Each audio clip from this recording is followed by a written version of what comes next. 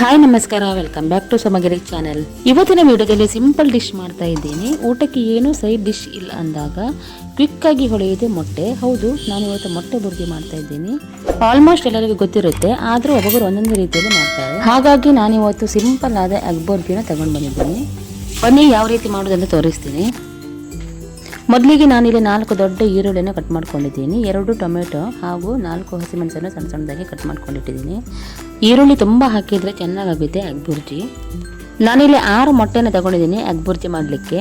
ಈಗ gas on ಮಾಡಿಕೊಂಡು ಒಂದು ಬಣಾಲನೆ ಇಟ್ಟು ಅದಕ್ಕೆ 3 ಚಮಚದಷ್ಟು ಎಣ್ಣೆಯನ್ನು ಹಾಕಿ ಹೆಚ್ಚಿಟ್ಕೊಂಡಿರುವ 4 ಹಸಿಮೆಣಸನ್ನು ಹಾಕಿ ಫ್ರೈ ಮಾಡ್ಕೊಳ್ತಾ ಇದ್ದೀನಿ. ನಂತರ ಇದಕ್ಕೆ 4 ಈರುಳ್ಳಿಯನ್ನು ಸಣ್ಣ ಸಣ್ಣದಾಗಿ ಕಟ್ ಮಾಡ್ಕೊಂಡಿದ್ದೀನಿ, ಅದನ್ನು ಹಾಕಿ ಚೆನ್ನಾಗಿ ಫ್ರೈ ಮಾಡ್ಕೊಳ್ತೀನಿ. ಈರುಳ್ಳಿ ತುಂಬಾ ಫ್ರೈ ಮಾಡ್ಕೊಳ್ಬಾರ್ದು, ಲೈಟಾಗಿ ಪಿಂಕ್ ಕಲರ್ ಬರೋ ತನಕ ಫ್ರೈ ಮಾಡಿಕೊಂಡ್ರೆ ಸಾಕು. ಇದಕ್ಕೀಗ ಸಣ್ಣದಾಗಿ ಕಟ್ ಮಾಡ್ಕೊಂಡಿರುವ 2 ಟೊಮೆಟೊನ ಹಾಕ್ತಾ ಇದ್ದೀನಿ. ಚೆನ್ನಾಗಿ ಫ್ರೈ ಆಗಬೇಕು, ಸಾಫ್ಟ್ ಆಗಬೇಕು. ಟೊಮೆಟೊ ಈಗ ಸಾಫ್ಟ್ ಆಗಿದೆ. ಇದಕ್ಕೆ 1/4 ಚಮಚದಷ್ಟು ಅರಿಶಿಣವನ್ನು ಹಾಕಿ ಚೆನ್ನಾಗಿ ಕಲಿಸ್ತೀನಿ. ಈಗ 6 ಮೊಟ್ಟೆಯನ್ನು ಒಡೆದು ರೆಡಿ ಮಾಡಿ ಇಟ್ಕೊಂಡಿದ್ದೀನಿ. ಮೊಟ್ಟೆನೀಗ ಇದಕ್ಕೆ ಸೇರಿಸ್ತಾ ಇದ್ದೀನಿ. ಗ್ಯಾಸನ್ನು ಹೈ ಫ್ಲೇಮಲ್ಲಿಟ್ಟು ಚೆನ್ನಾಗಿ ಮಿಕ್ಸ್ ಮಾಡ್ಕೊಳ್ಬೇಕು. ಇದನ್ನೀಗ ಒಂದೊಂದೇ ಒಡೆದುಕೊಂಡು ಗ್ಯಾಸನ್ನು ಹೈ ಫ್ಲೇಮಲ್ಲಿಟ್ಟು ಇದನ್ನು ಕೈಯಾಡ್ತಾನೆ ಇರಬೇಕು. ಬೇಗನೆ ಸೀದು ಹೋಗುತ್ತೆ. ಇದು ಸ್ವಲ್ಪ ಹುಡಿ ಹುಡಿ ಆಗಬೇಕು, ಸ್ವಲ್ಪ ಟೈಮ್ ತಗೊಳುತ್ತೆ, ಅದಕ್ಕೆ ಕೈಯಾಡ್ತಾನೆ ಇರಬೇಕು. ಊಟ ಜೊತೆ ಏನು ಸಾಂಬಾರು ಅಥವಾ ಪಲ್ಯ ಏನು ಇಲ್ಲಿದ್ದಾಗ ಮೊಟ್ಟೆ ತಂದು ಈ ಥರ ಬುರ್ಜಿ ಮಾಡಿದರೆ ಗಡ್ಜಾಗಿ ಒಂದು ಊಟ ಆಗುತ್ತೆ.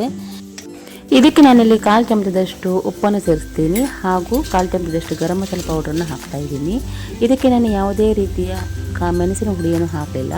ನೀವು ಬೇಕಾದರೆ ಸೇರಿಸ್ಕೊಳ್ಬೋದು, ಯಾಕೆಂದರೆ ನಾನಿಲ್ಲಿ ಹಸಿಮೆಣಸನ್ನು ಜಾಸ್ತಿ ಹಾಕಿದ್ದೀನಿ. ಖಾರದ ಹುಡಿ ಹಾಕುವ ಅವಶ್ಯಕತೆ ಇಲ್ಲ. ಇದನ್ನೀಗ ಚೆನ್ನಾಗಿ ಮಿಕ್ಸ್ ಮಾಡ್ಕೊಳ್ತಾ ಇದ್ದೀನಿ. ಎಗ್ ಬುರ್ಜಿ ಬ್ರೆಡ್ ಜೊತೆ, ಚಪಾತಿ ಜೊತೆ, ರೊಟ್ಟಿ ಜೊತೆ, ಅನ್ನದ ಜೊತೆ ತುಂಬಾ ಒಳ್ಳೆ ಕಾಂಬಿನೇಷನ್ ಆಗಿರುತ್ತೆ. ಇದೀಗ ಆಗಿದೆ. ಈಗ ಮೇಲ್ಗಡೆಯಿಂದ ಸ್ವಲ್ಪ ಕೊತ್ತಂಬರಿ ಸೊಪ್ಪನ್ನು ಉದುರಿಸಿದ್ರೆ ರುಚಿಯಾದ ಎಗ್ ಬುರ್ಜಿ ಸವಿಯೋಕೆ ರೆಡಿ. ನೀವು ಇದನ್ನು ಒಮ್ಮೆ ಮನೆಯಲ್ಲಿ ಟ್ರೈ ಮಾಡಿ ಹೇಗಾಗಿದೆ ಅಂತ ಹೇಳ್ಕೊಂಡು ಕಮೆಂಟ್ ಮಾಡಿ. ಈ ವಿಡಿಯೋ ಇಷ್ಟವಾದರೆ ಪ್ಲೀಸ್ ಲೈಕ್, ಶೇರ್, ಕಮೆಂಟ್ ಹಾಗೂ ಸಬ್ಸ್ಕ್ರೈಬ್ ಮಾಡೋದನ್ನು ಮರಿಬೇಡಿ. ಇನ್ನೊಂದು ವಿಡಿಯೋದಲ್ಲಿ ಸಿಗ್ತೀನಿ. ನಮಸ್ಕಾರ.